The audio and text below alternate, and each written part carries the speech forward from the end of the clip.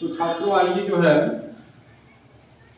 10वीं कक्षा का हिंदी व्याकरण हम लोग कल देख रहे थे और हिंदी व्याकरण के अंतर्गत जो है काव्य सौंदर्य के तत्व हम लोगों को पढ़ना था। और काव्य सौंदर्य के तत्व में सबसे पहला जो टॉपिक हमको पढ़ना था रस पढ़ना था। रस के बारे में हम देखते हैं।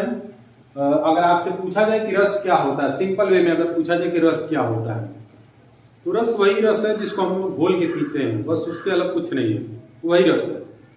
और जब वो रस पीते हैं तो हमको आनंद की प्राप्ति होती है, बस ये रस भी वही है। रस को हम पीते हैं, हमें आनंद मिलता है, अच्छा लगता है, बस ये भी कंडीशन इसका भी वही है। कह रहा है कि इसकी परिभाषा को हम देखते हैं। सबसे पहले काव्य को पढ़ते सुनते या देखते समय पाठक श्रोता व दर्शक को जिस आनंद की प्राप्ति होती है उसे हम रस कहते हैं।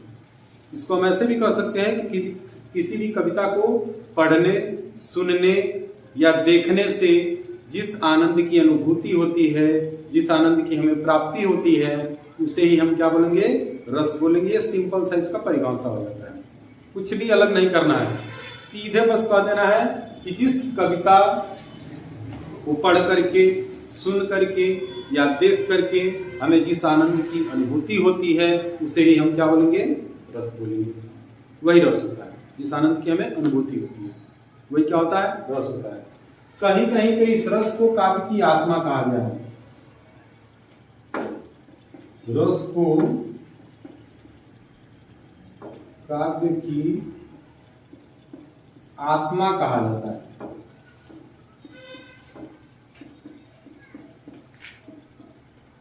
रस को ही क्या बोला जाता है, काव्य की आत्मा बोला जाता है। इससे भी रिलेटेड आपको एक नंबर में प्रश्न आ सकता है कि काव्य की आत्मा कहा जाता है रस को, अलंकार को, छंद को, समास को, इस टाइप के ऑप्शन बन सकते हैं। तो आपको कहना है कि रस को काव्य की आत्मा कहा जाता है, ये याद कर लेना है। देखिए रस के बारे में जो है आगे देखिए, जो है रस के अंग, रस के 4 अंग होते हैं और इन्हीं चारों अंगों के आधार पे भरत मुनि, जो नाट्य शास्त्र के प्रणेता हैं भरत मुनि, इन्होंने जो है कहा है विभावानुभाव व्यभिचारी संयोगाग्रस निष्पत्ति, यानी कि विभाव अनुभाव और संचारी भाव के संयोग से यानी कि मिलने से रस की उत्पत्ति होती है, ऐसा भरत मुनि ने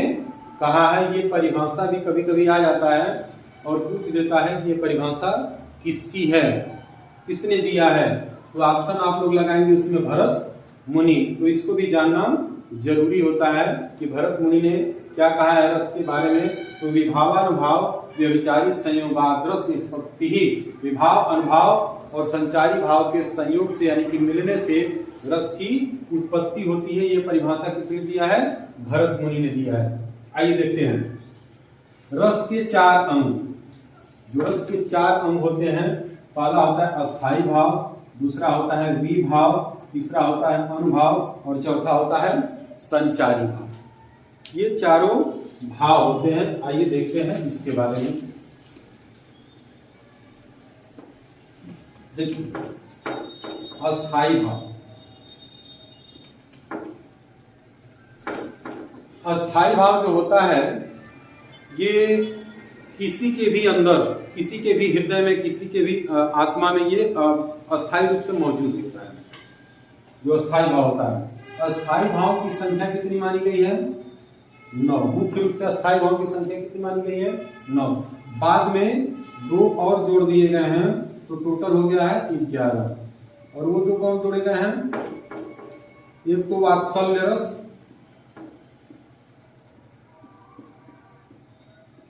और दूसरा भक्ति रस। इन 2 रसों का जो है बढ़ जाने के कारण अस्थाई भाव की संख्या कितनी हो गई है, 11 हो गई। ठीक है, वैसे 9 ही लगानी है आप लोगों को। कभी भी ऑप्शन में अगर पूछे तो 9 लगाना है, 11 नहीं लगाना है। अगर 9 नहीं रहे तब 11 लगाना है। तो देखिए ये जो अस्थाई भाव होते हैं ये किसी भी सहृदय के हृदय में अस्थाई रूप से विद्यमान होते हैं।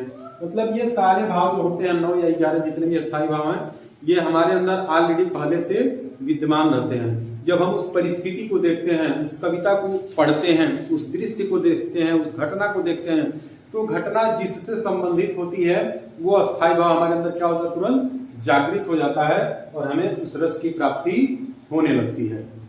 जैसे मान लीजिए अगर हम रास्ते में कहीं जा रहे हैं और अचानक हमारे सामने शेर आ गया, तो जैसे ही शेर को हम देखेंगे हमारे अंदर भय नामक अस्थायी भाव जागृत हो जाएगा। जो हमारे अंदर है, भय सबके अंदर है, डर सबको लगता है।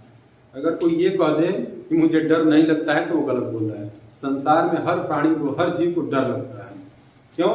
क्योंकि हमारे अंदर अस्थायी रूप से विद्यमान है, सबके अंदर है। तो भय नामक अस्थायी भाव जो है हमारे अंदर विद्यमान है, और जब हमने शेर को देखा, बाघ को देखा, तो हमारे अंदर वो भय जागृत हो गया और हमें भयानक रस की प्राप्ति होने लगी। यही पे भयानक रस उत्पन्न हो गया। जैसे ही हमारे अंदर भय नामक अस्थायी भाव जागृत हुआ, हमें भयानक रस की प्राप्ति होने लगी। ठीक है। दूसरा आता है विभाव। अभी हम लोग इसको डिटेल में भी पढ़ेंगे, एक एक रस उसके अस्थायी भाव को हम लोग देखेंगे, लेकिन पहले थोड़ा सा देख लेते हैं। विभाव जो होता है, विभाव को हम कारण भी कह सकते हैं। विभाव को क्या कह सकते हैं? कारण भी कह सकते हैं। अर्थात जिस कारण से हमारे अंदर अस्थायी भाव जागृत होते हैं, जिस कारण से हमारे अंदर अस्थायी भाव जागृत होंगे, उसको हम क्या बोलेंगे? विभाव बोलेंगे। इसको क्या बोलेंगे? विभाव बोलेंगे। विभाव के बारे में भी अभी हम डिटेल देखेंगे कि विभाव होता क्या है, कितने प्रकार का होता है, एक एक को देखेंगे। लेकिन अभी जान लीजिए कि बस इसका मतलब होता है कारण, अर्थात इस कारण से हमारे अंदर अस्थायी भाव जागृत हुए। जैसे शेर को हमने देखा तो हमारे अंदर भय नामक अस्थायी भाव जागृत हुआ, तो कारण क्या हो जाएगा? शेर। कारण क्या हो जाएगा? शेर। शेर क्या हो जाएगा? विभाव हो जाएगा। शेर यहाँ पे विभाव हो जाएगा। अच्छा, अनुभव। अनुभव जो होता है, जैसे कारण हो गया, तो अनुभव को कार्य भी कह सकते हैं। अनुभव को हम क्या कह सकते हैं? कार्य भी कह सकते हैं। जैसे जब अस्थायी भाव हमारे अंदर जागृत होगा, शेर को देखने के बाद भय नामक अस्थायी भाव जागृत होगा, तो हम क्या होंगे? कांपने लगेंगे। क्या करेंगे? कांपने लगेंगे। जो वो कार्य होगा, कांपना क्या है? कार्य है। तो अनुभव कांपना, कांपना क्या है? अनुभव है। कांपना क्या हो जाएगा? शरीर का कांपना, रोए खड़े हो जाना, डर से थर-थर कांपने लगना, तो ये कांपना क्या हो जाएगा? अनुभव हो जाएगा। संचारी भाव जो होता है, संचारी भाव की संख्या 33 मानी गई है और इसे व्यभिचारी भाव भी कहते हैं। व्यभिचारी भाव भी, संचारी भाव को व्यभिचारी भाव के नाम से भी जाना जाता है। इसीलिए भरत मुनि ने विभावानुभाव व्यभिचारी, व्यभिचारी भाव का नाम वहां पे देखिए आ गया है। संचारी भाव को ही हम व्यभिचारी भाव कहते हैं। इसकी संख्या 33 मानी गई है। इसकी संख्या कितनी मानी गई है? 33 मानी गई है। और कहा जाता है कि ये पानी के बुलबुलों की भांति होते हैं। पानी के बुलबुलों की भांति होते हैं। जिस प्रकार से पानी जब हम गर्म करते हैं तो उसमें से बुलबुले निकलते रहते हैं, बनते रहते हैं, बिगड़ते रहते हैं, उसी तरीके से संचारी भाव या व्यभिचारी भाव हमारे अंदर आते हैं और खत्म होते रहते हैं, फिर नए नए बनते रहते हैं। जैसे शेर को हम देखेंगे तो हमें चिंता हो जाएगी।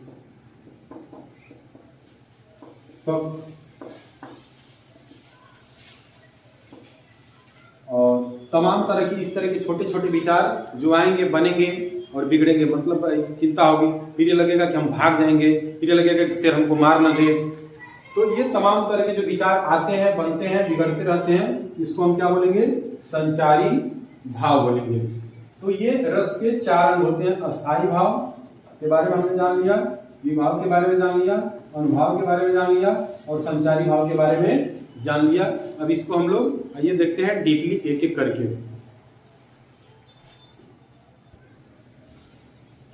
तो देखिए, अस्थायी भाव जो है, यही अस्थायी भाव है और ये अस्थायी भाव हमारे अंदर अस्थायी रूप से विद्यमान रहते हैं। जब हम उस घटना को, उस दृश्य को, उस कहानी को, उस कविता को पढ़ते हैं, उस टाइप के, वो जागृत होते हैं और इससे संबंधित इन रसों की प्राप्ति हमको होने लगती है। देखिए, जितने रस हैं उतने ही अस्थायी भाव हैं। पहला श्रृंगार रस का अस्थायी भाव रति है, हास्य रस का अस्थायी भाव हास है, करुण रस का अस्थायी भाव शोक है, वीर रस का अस्थायी भाव उत्साह है, रौद्र रस का अस्थायी भाव क्रोध है, भयानक रस का अस्थायी भाव भय है, विभत्स रस का अस्थायी भाव घृणा या जुगुप्सा है, अद्भुत रस का अस्थायी भाव विस्मय या आश्चर्य है, शांत रस का अस्थायी भाव निर्वेद है, और वात्सल्य रस का अस्थायी भाव वात्सल्य रति है, और अंतिम में भक्ति रस इसका भगवत विषयक रति है। यानी कि श्रृंगार रस, वात्सल्य रस और भक्ति रस तीनों का अस्थायी भाव लगभग रति है, क्योंकि तीनों जगह प्रेम है। यहाँ पे नायक और नायिका का प्रेम है, यहाँ पे छोटे बच्चे से प्रेम है, और यहाँ पे भक्ति रस भगवान से प्रेम है। तो इन लोगों का अस्थायी भाव भी रति है। हम लोगों को जो 10वीं में पढ़ना है ये हास्य रस पढ़ना है और करुण रस पढ़ना है। 2 रस आपके सिलेबस में दिया हुआ है, इन 2 रसों को हमको पढ़ना है। लेकिन उसके पढ़ने के पहले थोड़ा सा हम लोग विभाव, अनुभाव और संचारी भाव को भी जान लेते हैं कि ये क्या होते हैं। इसके बाद हम लोग इस पे डीपली जाएंगे हास्य रस और करुण रस पे। तो आज की इस वीडियो में हम लोग अभी विभाव, अनुभाव और संचारी भावों को देखेंगे, और उसके बाद अगले वीडियो में हम लोग हास्य रस और करुण रस को डीपली पढ़ेंगे। आइए देखते हैं दूसरा जो भाव है विभाव। विभाव जो है अस्थाई भाव के उद्बोधक कारणों को विभाव जन्म देने वाले कारक कहते हैं। विभाव मतलब कारक पहले ही बताए थे कि ये अस्थाई भाव को क्या करते हैं, उद्बोधक और बढ़ा देते हैं, उद्बोध कर देते हैं। ऐसे कारणों को क्या कहते हैं, विभाव, यानी कि जन्म देने वाले कारक कहते हैं। विभाव का मतलब होता है जन्म देने वाले कारक, जो हमारे अंदर भाव को जन्म देने का काम करते हैं, इसको हम क्या बोलेंगे, विभाव बोलते हैं। विभाव जो है 2 प्रकार का होता है, आलंबन विभाव और उद्दीपन विभाव। आलंबन विभाव क्या कर रहा है कि जिसका सहारा या आलंबन पाकर अस्थाई भाव जगते हैं उसे आलंबन विभाव कहते हैं। जैसे मान लीजिए शेर को हमने देखा, तो शेर को देखने के बाद जो भय नामक अस्थाई भाव जगा, वो हमारा ही तो सहारा पाकर की जगह, हमारी तो अंदर जगह, तो हम क्या हो जाएंगे, आलंबन विभाव हो जाएंगे। हम क्या हो जाएंगे, आलंबन विभाव हो जाएंगे। उसके बाद दूसरा जो है उद्दीपन विभाव। जिस वस्तु या परिस्थिति को देखकर अस्थाई भाव तीव्रतर हो जाते हैं उसे उद्दीपन विभाव कहते हैं। जो अस्थाई भाव जगा है, यानी कि मेरे अंदर जो भय नामक अस्थाई भाव जगा है, ये और तीव्र कब होगा, जब वो शेर दहाड़ने लगेगा। जैसे शेर को हमने देखा तो भय नामक अस्थाई भाव हमारे अंदर जागृत हो गया, लेकिन पता चला कि तब तक वो शेर दहाड़ने लगा, तो उसकी दहाड़ को सुन करके जो हमारे अंदर का भय है वो और तेज हो जाएगा, तो उसकी दहाड़ क्या हो जाएगी, उद्दीपन विभाव कहलाएगा। उसका दहाड़ना क्या हो जाएगा, उद्दीपन विभाव कहलाएगा। इसके बाद अनुभाव आता है। अनुभाव जो है यह भाव का अनुगमन करने वाला, ये विभाव के बाद उत्पन्न होते हैं, इसलिए इन्हें अनुभाव कहा जाता है। ये विभाव का क्या करता है, भाव का अनुगमन, जो हमारे अंदर जो भय नामक भाव जगह है अस्थाई भाव, उसका अनुगमन करता है, मतलब उसको चलाने का काम करता है। और विभाव के बाद जो उत्पन्न होते हैं, इसीलिए इनको क्या कहा जाता है, अनुभाव कहा जाता है। आश्रय के शरीर के विकारों को अनुभाव कहते हैं। आश्रय के शरीर के विकारों को क्या बोलते हैं, अनुभाव बोलते हैं। जैसे शेर जब गर्जने लगा तो हम डर गए, तो डरने के बाद क्या होगा, हमारा शरीर कांपने लगेगा। तो शरीर के विकारों, शरीर में जो विकार उसके बाद उत्पन्न हो, यानी कि शरीर थर थर थर थर कांपने लगा, तो कांपना क्या है, अनुभाव है।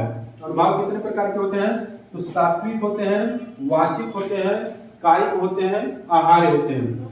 सात्विक में जो नेचुरल है, जैसे मान लीजिए देख करके कांपना, ठीक है, आंसू बह जाना, जैसे किसी दुख वाली स्थिति को देख करके, दुख वाली कहानी को पढ़ करके आंखों में आंसू आ जाता है, इस टाइप का जो अनुभव है उसको सात्विक बोलेंगे। वाचिक मतलब वाणी से, जैसे हम किसी दृश्य को देख करके गुस्सा हो गए और उल्टा सीधा वाणी से लगे बोलने, या फिर किसी को देख करके खुश हो गए तो प्रेम के टाइप का जो है मीठा मीठा बोलने लगे उससे, तो वाचिक हो जाएगा। कायिक मतलब शारीरिक, जैसे शरीर का कांपना, ये कायिक में आ जाएगा। आहार्य जो अनुभव है ये वेशभूषा हो जाएगा। ये जो है वेशभूषा से संबंधित जो होता है वो आहार्य होता है। तो ये अनुभव 4 प्रकार के होते हैं। इसके बाद आता है चौथे नंबर पे संचारी भाव।